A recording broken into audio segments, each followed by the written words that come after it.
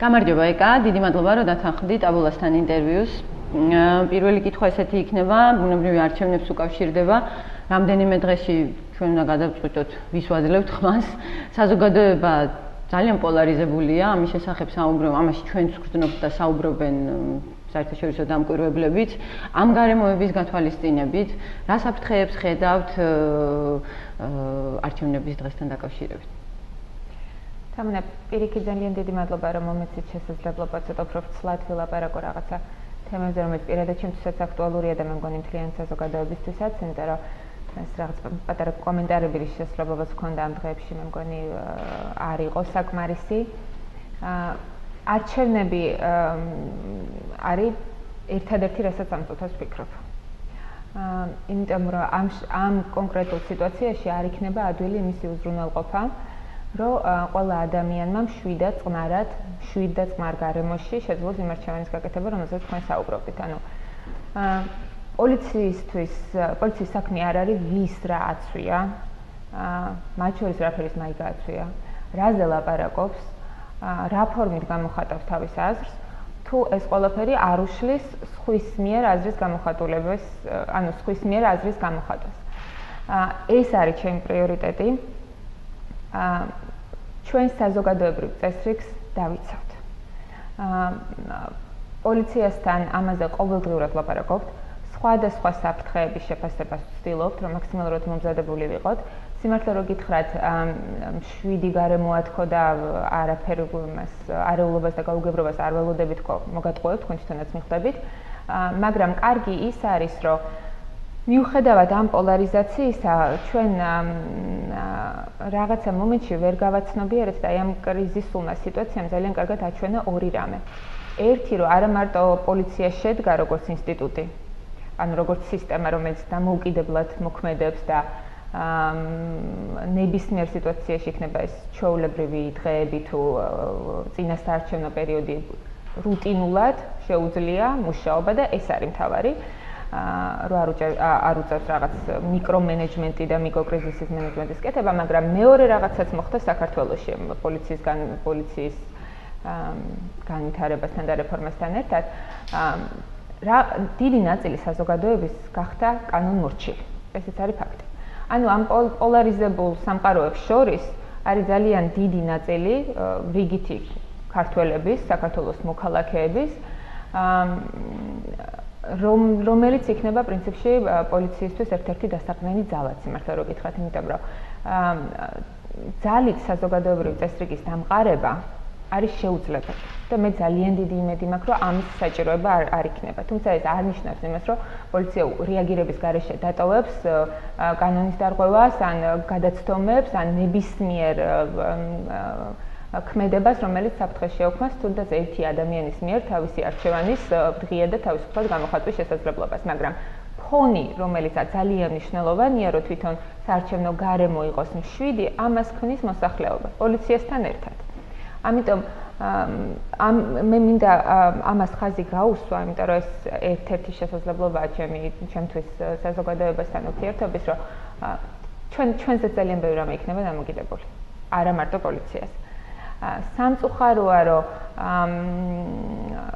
არის მათ შორის ღია ეთერითაც მოწოდებები რაღაც აქტივისტების მობილიზაციის, გარკვეული აგრესიის სხვა ფორმით გამოხატვის და ასე შემდეგ. დღეს დამატებით გავრცელდა ინფორმაცია, რომელიც ჩვენთვის ოპერატიულად ცოტა უფრო ადრე იყო ცნობილი, კანონიერი ქურდების შესაძლო როლზე ყველა ამ პროცესებში სავარაუდოდ ეს რა თქმა უნდა არის შემაშფოთებელი ინფორმაცია. ამ კითხვას აუცილებლად დაუბრუნდები, ერთი რაც მაინტერესებს ახლა რომ თქვათ, გასაგებია რომ საზოგადოებას უნდა დაეყრდნოს პოლიცია და პირველ რიგში საზოგადოებაა ის, ვინც უკვეთავს რა წესრიგში უნდა იცხოვროს, მაგრამ გარდა ამისა, რამე კონკრეტული ზომები შესახებაც შეიძლება თქვენ საჯაროდ ილაპარაკოთ, რა ზომებს იღებთ თქვენ? შინაგან საქმეთა სამინისტროს აქვს საკმარისი რესურსი, რომ ნებისმიერ გამოწვევას ამ დღეს უპასუხოს. კანონის ფარგლებში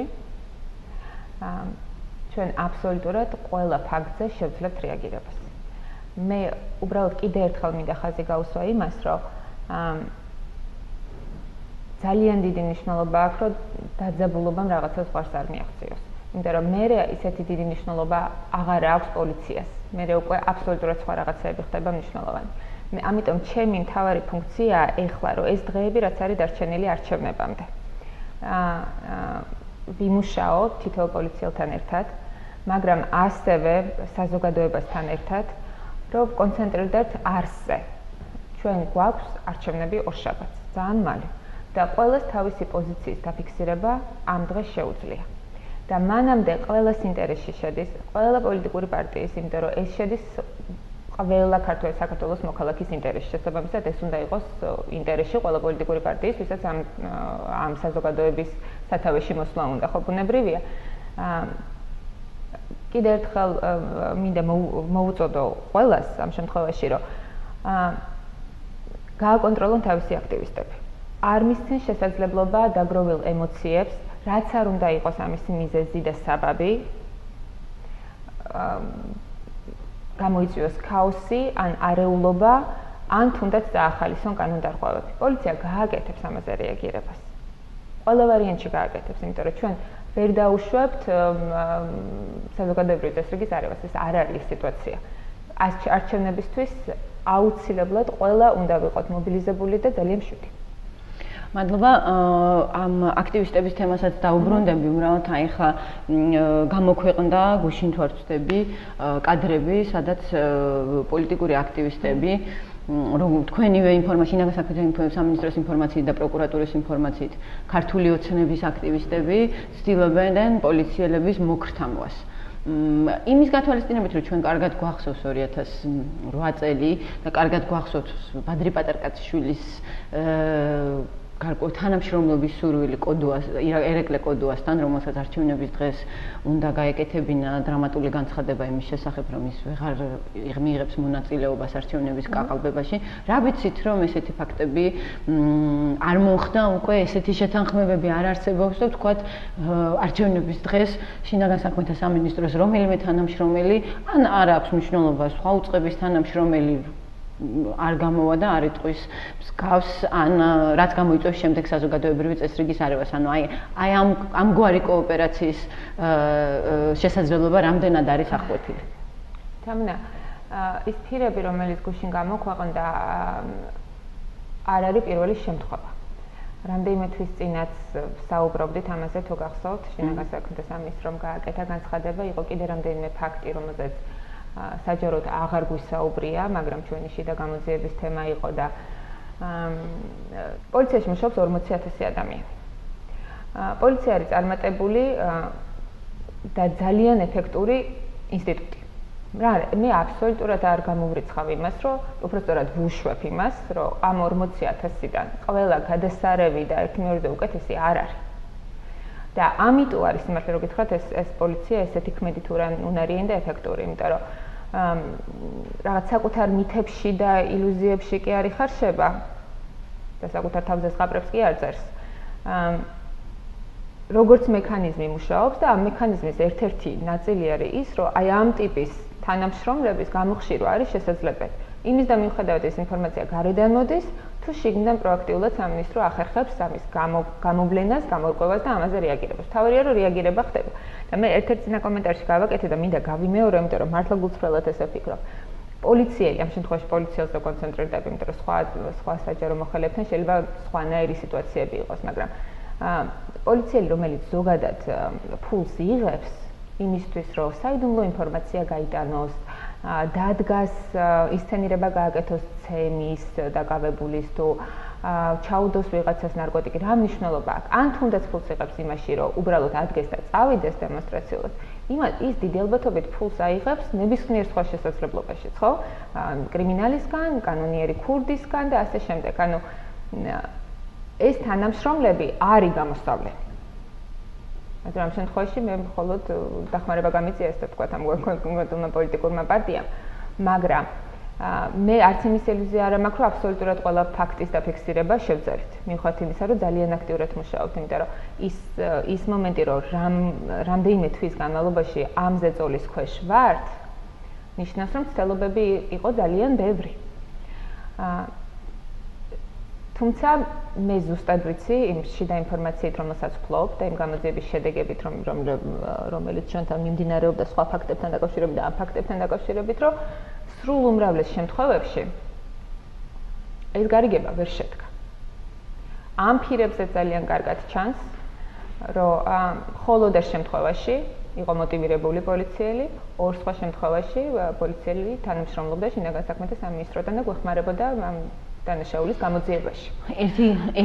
თავდაზღვეულები, რა თქმა უნდა, თამუნა ვერ ვიქნებით, ანუ ესეთი აბსოლუტური განცხადების გაკეთებას უფლებას საკუთარ თავს ვერ მივცემ, მაგრამ მე ვიცი, რომ არის დაცვის რამოდენიმე მექანიზმი, რამოდენიმე შრე, რომელიც ყველა ამ საფრთხესთან მიმართებაში მოქმედებს და მე ვარ დარწმუნებული საკუთარ თანამშრომლებში, რომ ისინი შეძლებენ ამგვარი რისკების პრევენციას.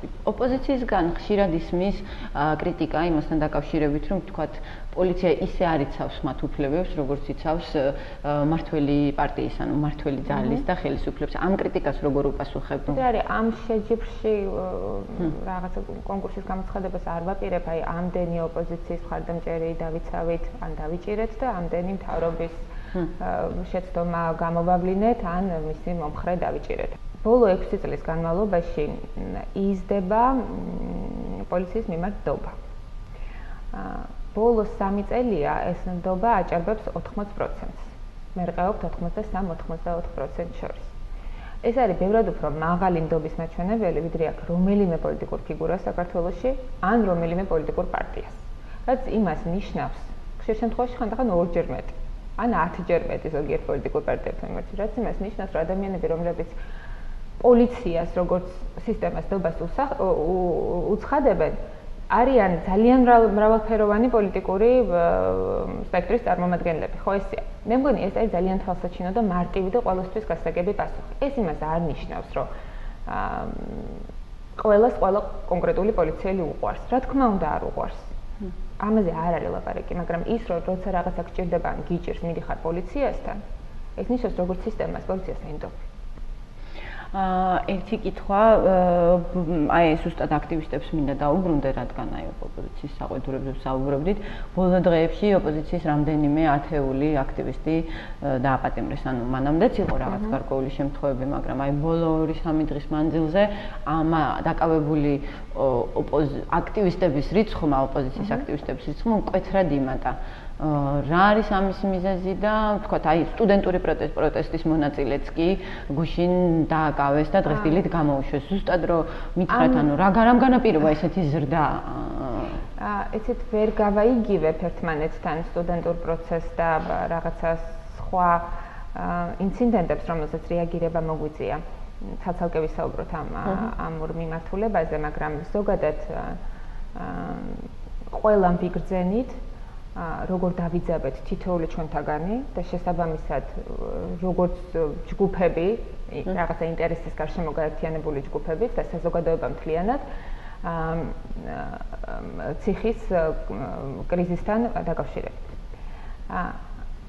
სამწუხაროდ ის რაც ჩემთვის არის ჯანმრთელი დემოკრატიის პასუხი, ან ყოველ შემთხვევაში სიძლიერის გამოხატულება სახელმწიფო რგოლიდან ის რომ ყველა ვინც პირდაპირ კავშირშია ამ საშინელებასთან არის გამოძიების პროცესში ან უკვე დაპატიმრებული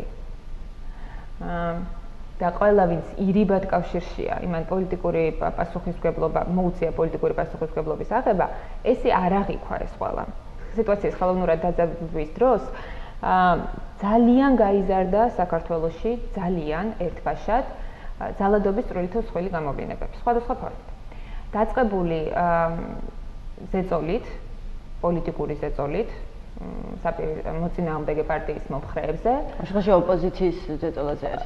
ხო, ამ შემთხვევაში ოპოზიციის ზეწოლაზე დაუშვათ სახელმწიფო სახელმწიფოს წარმომადგენლებზეც მათ შორის ნაციონალური მოძრაობის როგორც პოლიტიკური პარტიის მომხრეებზე ან წარმომადგენლებზე. გარდა ამისა, ძალიან ბევრი ადამიანი, ესე ძალიან ხშირად ხდება ხოლმე, უცებ ხდება აფილირებული პოლიტიკურ მოძრაობასთან და მისი დანაშაულისთვის თითქოს ეს რაღაცა დაცვის მექანიზმია.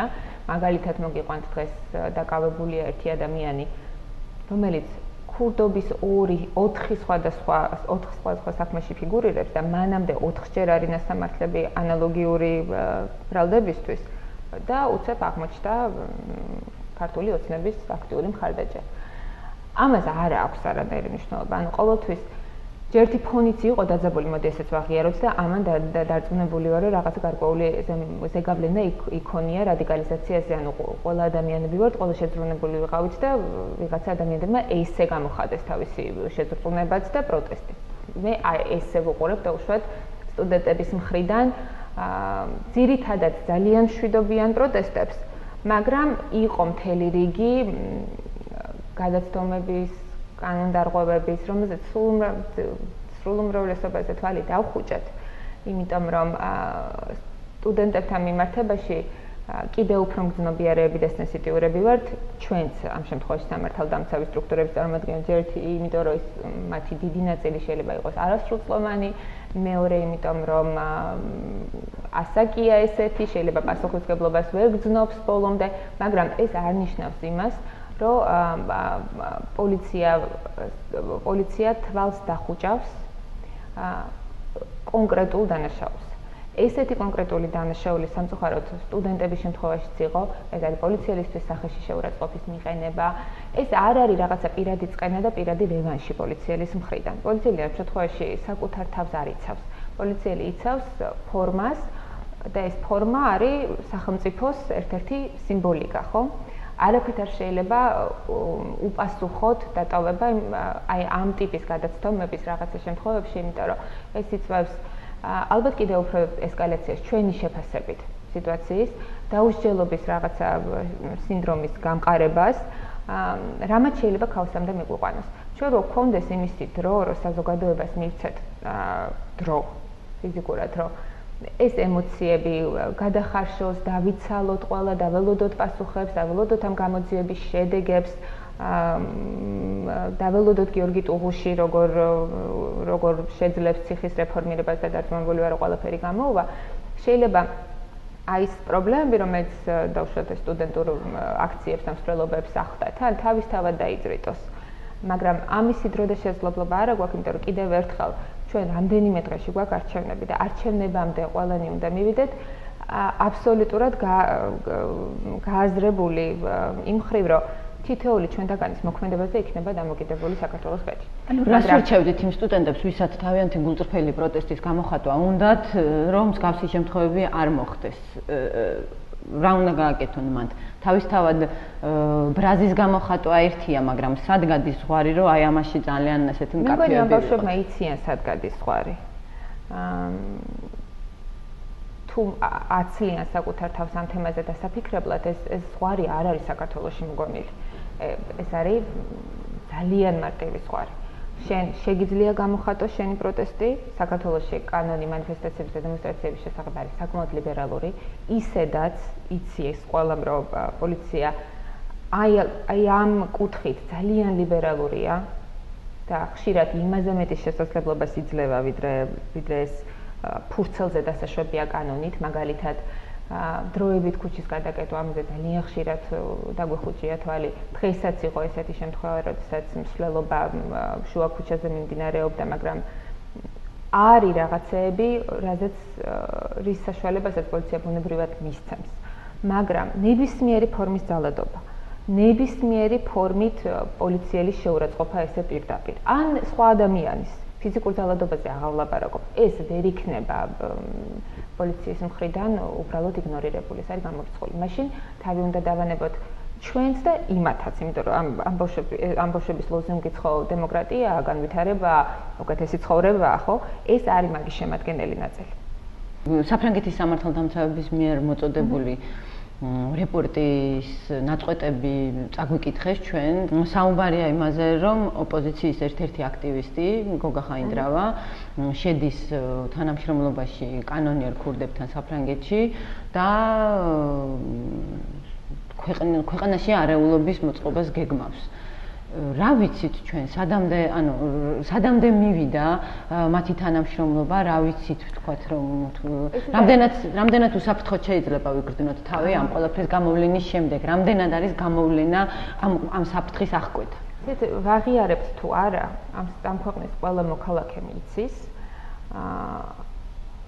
რომ კანონიერ ქურდებს ყოველთვის, როდესაც ამის შესაძლებლობა მიეცათ, ჰქონდათ მცდელობა საქართველოში ძველი დიდების დაბრუნების.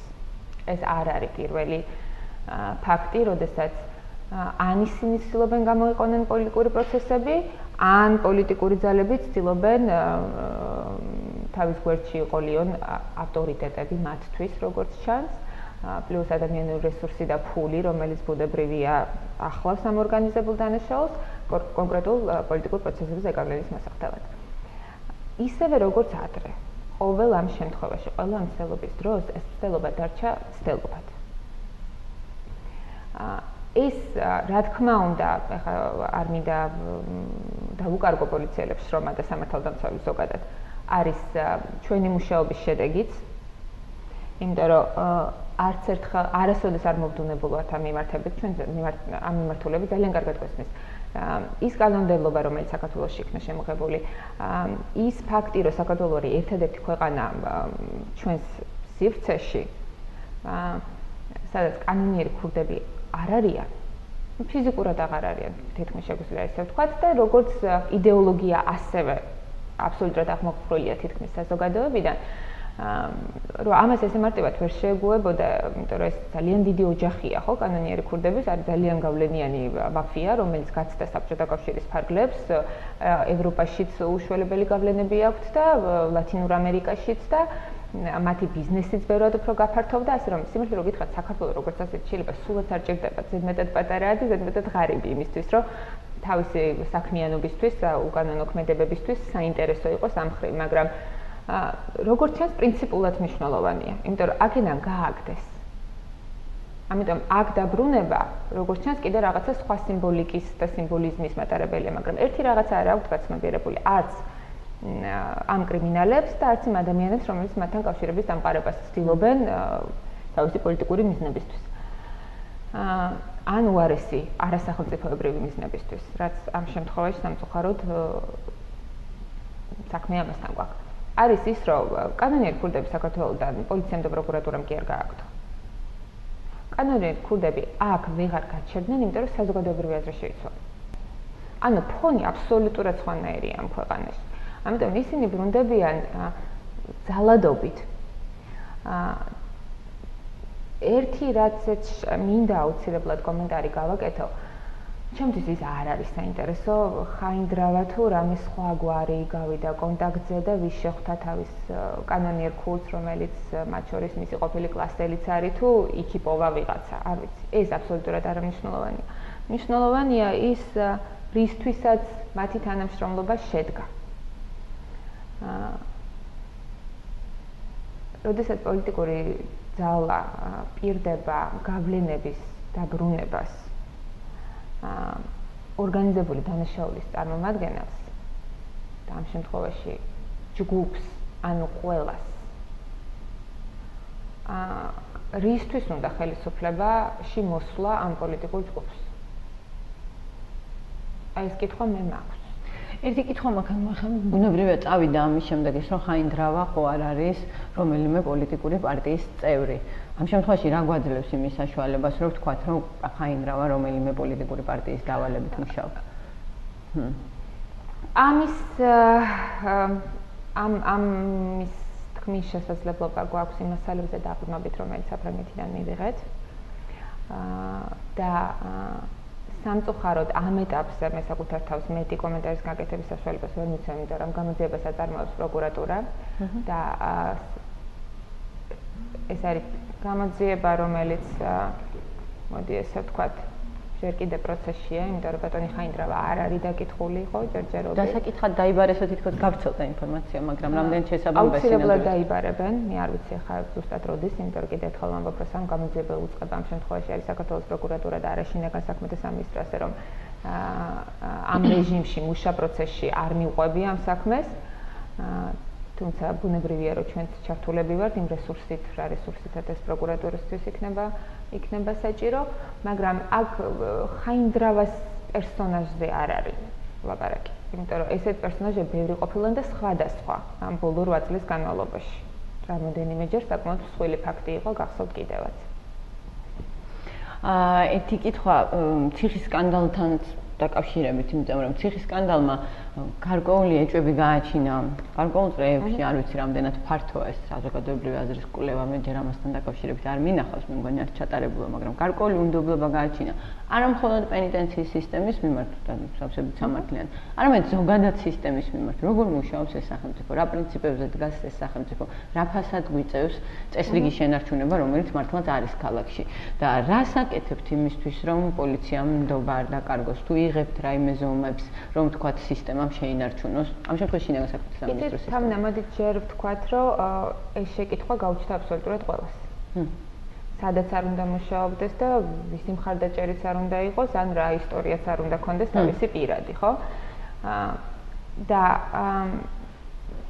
ზუსტად იმიტომ რომ ეს კითხვა გაჩნდა, ზუსტად იმიტომ რომ ამ კითხვაზე პასუხის გაცემა გახდა საჭირო, ეს ნიშნავს, რომ ჩვენ სწორი მიმართულებით მივდივართ და სწორ ქვეყანას ვაშენებთ. ეს არის ჯანსაღი რეაგირება, თუნდაც ისეთ მძიმე დანაშაულზე, რომელსაც შევეჯახეთ ყველა პირისპირ, ხო? ეს კადრები უმძიმესი სანახავი იყო ყველასათვის. რაც შეეხება დააზარალა თუ არა ამან სახელმწიფო ინსტიტუტები და კონკრეტულად პოლიცია, მოდი ესე ვთქვათ, პოლიციის რეფორმაც არ არის დასრულებული. იმ წუთას დაკარგავს პოლიცია აი ესეთ მაღალ რეიტინგ სიტყვაზე ვამბობ, ნდობის ხარისხს, რომელიც ახლა მეც ვახსენე, მაგრამ ხშირად არის ხო განსჯის თემა, რაც წუთსაც ჩათვლის, რომ აქ ყველაფერი დამთავრებულია და წესრიგში. ეს ესე არ არის, იმიტომ რომ 8 წელი რეალურად ესეთი სიღრმისეული რეფორმებისთვის, არა უფრო მეტი პრინციპში, აბსოლუტურად თვისობრივად ახალი სახელმწიფოს ასაშენებლად არ არის საკმარისი დრო. ეს არის ჩვენ ამ 8 წლის განმავლობაში მაგალითად პოლიციაში ჩავყარეთ საფუძველი. ეხლა ეს შედეგები უნდა გავამყაროთ. გავამყაროთ იმდენად, რომ ნებისმიერი ხელისუფლების, ნებისმიერი ტიპის მენეჯმენტის პირობებშიც ეს სისტემა დარჩეს იგივე ღირებულებების და იგივე პრინციპების, ჰუმანური და დემოკრატიული პრინციპების ერთგული, ოღონდ ავტომატურ პროცესში. მოდი ვაღიაროთ, რომ ესე დღეს არ არის. ბუნებრივად პერსონალიებზე ბევრი რამე დამოკიდებული, ვინ არის სათავეში. მე მგონი ბუნებრივად ჩვენ თვითონ ყველა და ეს სისტემა როგორც ასეთი არის ძალიან ახალგაზრდა. 8 წელი არ არის საკმარისი იმისთვის, რომ კარგიც და ცუდიც გადახარშო დალექო და რეალურად მყარი ინსტიტუტის შექმნა, იმიტომ რომ ამ ინსტიტუტების შექმნას, დემოკრატიული ინსტიტუტების შექმნას, მათ შორის სამოქალაქო საზოგადოების ინსტიტუტების შექმნასაც, ხო? რეალურად ძალიან ბევრი დრო ჯერდება. შეგეკითხებით, აი მაგალითად დაახლოებით 6 თვის წინ პრეზიდენტი თავის ჩვეულ სტილში ამბობდა, რომ აი ფრანგები ჩამოდიან და ესეთი რეფორმა ჩავატარეთ, რომ ფრანგები ჩამოდიან ჩვენი პენიტენციისგან გაკვეთილი სასაღებად, არ ვიცი რა კუთხით და რა ფორმით. ეხლა ჩვენ ბუნებრივია თავი მოგვაქვს პოლიციის რეფორმითაც. ანუ თქვენ ამ სისტემით, თქვენ ახალი დანიშნული ხართ მოვალეობის შემსრულებლად, მაგრამ ამავდროულად ამ სისტემაში ხართ უკვე რა ხანია. თქვენ შეგიძლიათ აიღოთ პასუხისმგებლობა, რომ წინასწარი დაკავების იზოლატორებში მსგავსი რა მოხდა. მე შემიძლია ავიღო ამაზე პასუხისმგებლობა. იმიტომ რომ